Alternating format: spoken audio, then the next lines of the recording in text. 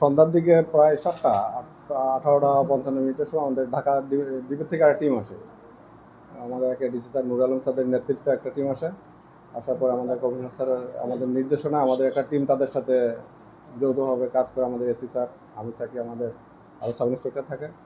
তাদের যৌথ অভিযানে খুলনা মেডিকেলের সামনের থেকে একটা বাসার থেকে কবির এবং মোর্শেদ নামে দুজনকে আটক করা হয়।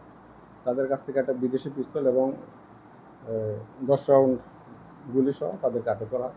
তাদেরকে জিজ্ঞাসাবাদ চলতেছে। আর জিজ্ঞাসাবাদ করে আরও যে সমস্ত তথ্য পাই পরবর্তীতে আপনাদের জানানো হবে আইনগত।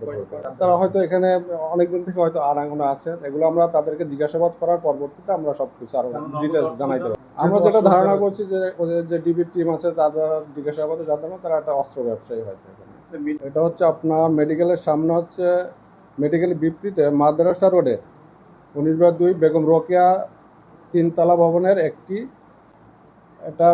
এটা হচ্ছে একটা বিদেশি পিস্তল আর 10 রাউন্ড গুলি, 2টা ম্যাগজিন আর নগদ 1,76,000 টাকা।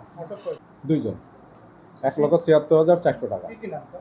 একটা হচ্ছে কাজী কবির আহমেদ আর একজনের নাম হচ্ছে মোহাম্মদ মোর্শেদ।